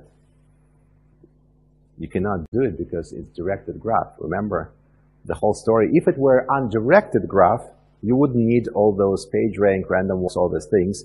You can actually just run Eigenvector Centrality, and it will converge. If you take graph and try to run Eigenvector Centrality, there are a lot of nodes here. It's undirected, so the matrix is not symmetric, so eigenvalue will be, an eigenvector will be complex. And you cannot compare them. You cannot use them for ranking. So that's pretty much, why you don't do it. Plus, the PageRank gives you, of course, after that, dealing even with those nodes you can never reach in a usual way. But biggest reason is directionality. Now, reverse, can you run PageRank on undirected graph? Yes, you can. If you run PageRank on undirected graph, turn off teleportation, right, and turn off those jumps, then the answer is trivial. The probability distribution will be purely proportional to the node degree. And it is, you can actually show it analytically very easily. If the graph is undirected and you do random walk, the probability of being on the node is proportional to the node degree. So that's it, right? Now, how is random walk on undirected graph differ from Eigenvector Centrality? It differs because in Eigenvector Centrality, we just take adjacency matrix and put it in the equation. Here, we take adjacency matrix and normalize it by the out degree of the node. So we are dealing with two different sort of animals, so the results will be different. But if you don't turn on random hops, then the result from the PageRank is again trivial. It's calculatable easily analytically. Its probability is proportional to the node degree. We're probably going to talk about this a little bit in the next quarter. If you turn on this random hops, then the result is not trivial. You'll get something different from distribution, and there are people who are doing it. Now, PageRank by itself created a lot of traction among researchers and scientists, and pretty sure anybody and everybody who wanted to run something on the graphs started creating PageRank kind of inspired ranking systems. And there is trust rank, host rank, sports rank, food rank, diffusion rank. I mean, you just read through this, right? These are all actually published papers and published mechanisms where if you think about, if you can build a graph, then you can rank nodes on the graph. And that's what people try to do. There are some of them citation graphs, some of them, I don't even know what graphs, right? I mean, tweet rank, obvious, right? It's, you have a Twitter network. Or, sports rank, I think that's built on which teams won, which competitions played and won, right? That's how you do directions. Food rank, this is like food ingredients in the different recipes. And fact rank, I don't even know what it is. Investor rank is obviously like investors and companies and you name it. So, but they all based out of this idea of create a network, have some type of relations between the nodes, right? Whether it's directed or undirected, it doesn't matter. You can run PageRank on each of those, and then that gives you a ranking mechanism, which is stable, unique, converges, blah, blah, blah. So if you decide to rank something on the network, your first choice, aside from the simple, rank this centrality units of degree, closeness, and betweenness, it is a PageRank, right? So that's why it's so famous and popular. Again, like any other sort of algorithms, It had its heyday of, around 2000, 2005. Everybody talked about Pagerank versions of it in information retrieval. Now, of course, everybody talks about, neural networks and embeddings, but, waves and things comes and goes. But that was probably one of the top algorithms that everybody talked about, in around 2000. Any questions about it? Yes.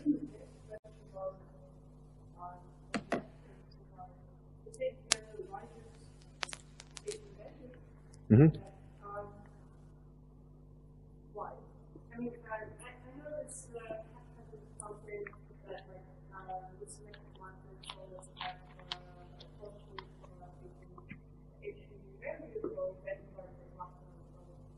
Yes. So to ensure, yeah, you can have positive and negative eigenvalues, but say, in a lot of these theorems, it guarantees that the largest eigenvalue, well, let's say in Frobenius theorem, it actually guarantees that the largest eigenvalue is 1. It's just guaranteed by the theorem, right? And then you always take it, and other eigenvalues can be much smaller. When you have just eigenvector centrality, over there, they can be positive, negative eigenvalues and corresponding eigenvectors. So you pick up, again, the largest one. You can think about it, there is a way of thinking about this is the following. So you can try to, the thinking, especially for eigenvector centrality, was also in the following way. You think about principal component analysis, right, and how you can embed into your graph into multidimensional space. So you assign to your node coordinates, and coordinates are given by, the first coordinate given by elements of the first eigenvector, second coordinate given by the elements of the second eigenvector, third by the third, right? And so the first eigenvector, in this sense, usually captures the biggest variance in the data. So it is the direction of the largest variance in the data. And so there is a notion that the first one get the biggest spread of the values. Okay? So the important thing about, we're going to talk about it in a second, the important thing about all this sort of PageRank, you name it, metrics, is you want to have certain sensitivity of them. You have a large graph, right? In order to be able to the nodes, you need to make sure that every node get slightly different value of this PageRank. If it's not, right, then you cannot rank them. So that tells you that you want, try to have the largest spectrum of the largest variance of the values that are associated with the eigenvalue, right, to use for the numbering of the nodes. And so that's, one of the reasons why it is on the first eigenvector there. And in terms of PageRank, it's just because, it's the first eigenvector that describes the probability of the distribution of the random walk. So in a page, no other option. It's just the others do not have the same meaning. In eigenvector centrality, it's more of this intuition that you believe, the largest variance and the most information is contained in the first one. Okay. In PageRank, it's just given by theorem. Okay. So one last algorithm we're going to talk about today, and that algorithm, if you look at the date, it's 1999, so it's pretty much was invented at the same time as PageRank by John Kleinberg from IBM. Back then, in the days, he was a postdoc at IBM. This algorithm is slightly different. It actually didn't work too well for the web, but it actually works nicely for citation networks, and especially if you look into papers, publishers, etc. So the idea is the following: that it's kind of cute. It assigns to every node 2 different metrics. So every node, instead of having 1 number, now getting 2 numbers. Okay. So It's not anymore PageRank. There are two numbers that every node is getting assigned. And the idea is the following. Think about, again, bibliometric kind of science where you have papers and citations, right? So papers cited by other papers. Right? How many of you guys have published papers? No? Not yet? No? No journal papers? All right. Well, it probably will happen one day. Okay, fine. You'll have to do your master's thesis anyway. So over there, you'll have a list of citations, right? So you will actually point in, links, creating links to other papers or other people's work. Hopefully, one day, if your thesis is good enough and if it is published, somebody will read it and say, "Oh, cool! This is really great thesis. I'm gonna cite it in my thesis work, right?" And so then you'll become this part of this citation network. Now, the idea is the following: that when you look at this network and the citation, there are some papers that are more of kind of a review papers, right? That kind of give you overview of the field, and you want to cite them because that's where review is. Other papers, they're more of sort of scientific papers, like sort of the source of the truth, right? Somebody published the original paper, want to be cool, cite like Einstein paper on the relativity, right? 19 whatever.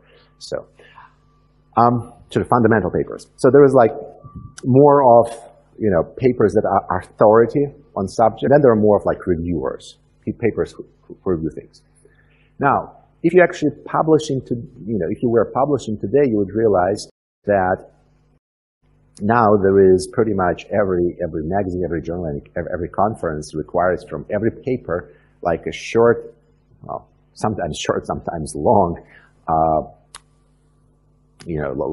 paragraph, or it's not even paragraph, it's a part of paper which is a review, right? So what you're doing is, you're saying, okay, here's a review of the state of the art, and here's how I move it forward, right? And here's my great idea. It requires to have some sort of reviews.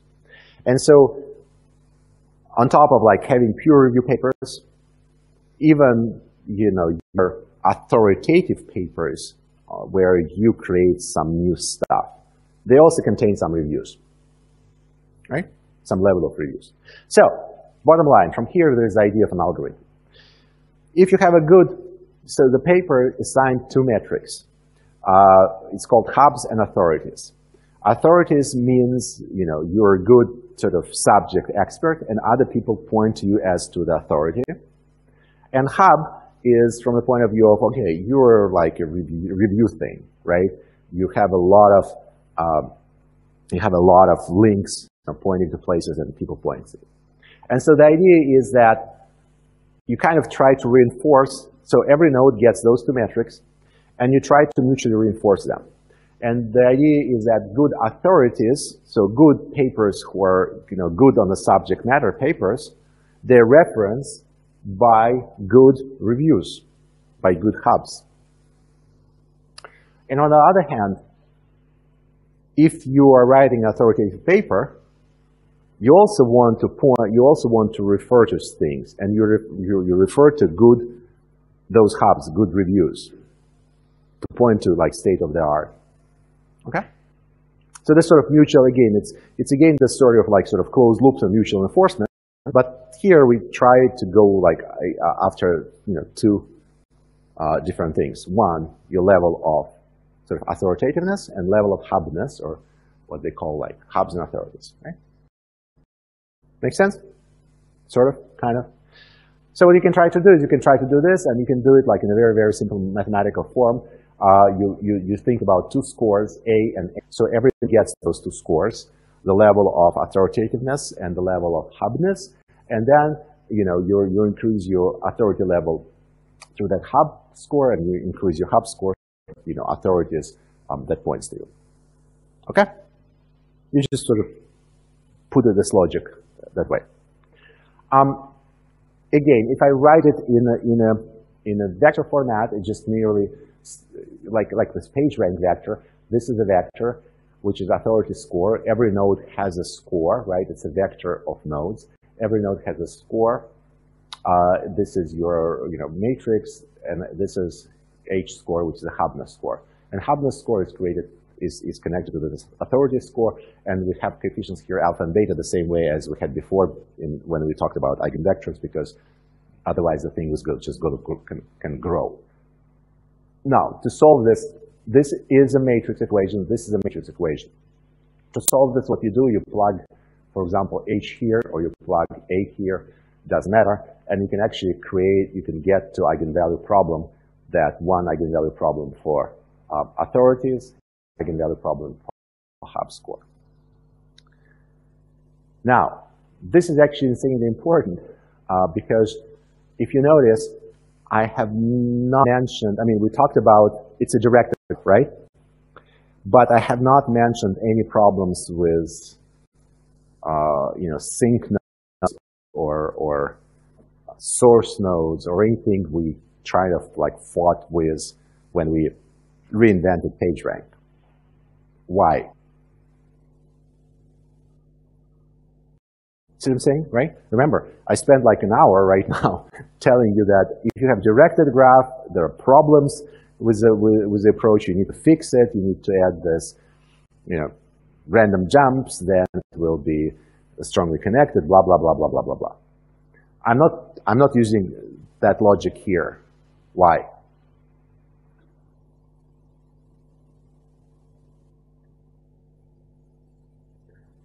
If A is undirected graph, the matrix is not symmetric, and that's what causes all the problems. Well, most of the problems. Here, the way the logic, this A is connected to H and H is connected to A, and when we put it back together, what's this? It's A transpose A. It's symmetric. And so all of a sudden, here you always have a solution, and it's always nice. Right? So by looking at this, you would say, wow, this is so cool, right? You get for free, you get two different numbers, and they all quite meaningful in terms of the interpretation. And you also don't have to do all this crap with random jumps, etc., etc. So why not this method? Well, unfortunately, when you start doing it on larger matrices, it actually not very sensitive in the sense that there is not a good gap between the score for different nodes. So what happens is, for top nodes, it actually can distinguish them on the scores, but then there's a huge number of nodes that gets pretty much the same score. And so you cannot use this for ranking of very large graphs. That was a problem. Now, there are other the people are trying to do different fixes. For example, use it to rank the entire graph, use it to, do a lot of things. But unfortunately, this thing didn't take off, right? And this Pagerank it's kind of, maybe not very, with a simple fix, right, and a stable performance, it completely dominated. And so there was I think there was a Theorem, was a search engine that were trying this approach, but eventually it died out, and Google monopolized the story. So this is a directed graph. I calculated here hubs and authorities, and in some sense, it's kind of the scale here is the size of the nodes proportional to the value of a hub or the value of authority, and in some sense, it's sort of kind of obvious to us. To you right now, guys, that the hubs are those big nodes, those nodes that are connected to a lot of, sources in some sense, right? This is your reviews, that's your original papers, right, that the reviews going to point to. And then if you think about authorities, there is, these are that are, you think of like original papers, and this points to them. Now, this is, of course, sort of fake simplified graph to just demonstrate things, right? In the real world, these guys will also be connected to each other.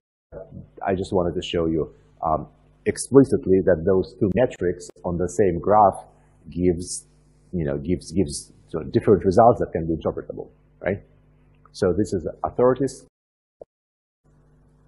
and this is a hub score, right? And for these guys, they have large hub score, and they have sort of small authority score. For these guys, they have very large authority score, and you can barely, well, you can barely see here the hub score. I mean, the nodes are scaled by the score, right? There were loops here, yeah. Heck, I don't know. I mean, actually, I'm not even sure if this was a citation network originally. Honestly, I don't remember. I did this like several years ago. Probably it wasn't a citation network, but I'm just trying to give like interpretation for this. And if it were like citation, I would expect these guys to also like, you know, at least a little bit cite each other, right? But this is just tells you that if your graph structure is like that, right, then the algorithm correctly picks up and assigns large hubs values to those nodes that have, you know, that points to other nodes, and this one assigns pretty large authority values here. Now, you can argue that you probably can get very similar picture by doing what? Very similar assignments of hubs and authorities by doing what? Counting. Like in this case, let's say, okay, what are the nodes with the largest out degree? Well, these are the nodes with the largest out degrees. We gave them large hub scores. And these are the nodes with, you know, in degrees and no out degrees, right? Let's give them authority scores. Yes and no, right? This is a very simple graph, so it behaves like that. But when you get more connections among them, it's not that trivial. But yes, you will see often, you know, by the way it is designed, by the design, you will often see that score is correlated with out degrees, and authority score is correlated with in degrees, because, you know, eventually, you know, the authority, it means you're being pointed to by a lot of papers, and hubs means you're pointing to a lot of other papers, right? So, but you do have, remember from the previous lecture, you do have a way to actually see ranking, right? You can actually generate these rankings and generate ranking based on the very simple in degree and out degree, and then compare them, right? Kendall-Tau or correlation, whatever, and that will tell you, you know, how correlated those metrics are. Okay, that's pretty much it. References, well, there's a bunch of references. Again, I would recommend, just out of even curiosity, to read this paper, like the Pagerank citation ranking, and that's what, you know, in storytelling, in theory, kind of created. This is a page that created Google, right? That's like writing this paper and working with Terry Vinograd on the project that was assigned to the guys. They created Google, right? It's all started here. John Feinberg on authoritative sources, hyperlinked environment, all the papers on the paper, the original paper on HITS, algorithm called HITS, hubs authorities, and then with a few papers. And if you're interested in general eigenvector methods, a very nice review, and a very cool paper by David Blake on PageRank Beyond the Web, was like, and I borrowed that table from his paper on like where people use PageRank these days. And David actually got his PhD on a PageRank from Stanford. And that's it for today. We're done. A couple more actually announcements. So we're not going to have lecture next week, obviously, right? And the lecture after that, I'm not sure yet. It depends on my travel schedule. So, but we'll let you. It's going to be on Saturday, but I mean, I don't know which Saturday. I think, what else? Any questions on seminars? How's that going? Going fine? We have like, now we have 2 instructors, right? Okay. All right. Okay, if you have any questions, let me know. And we're done. Thank you.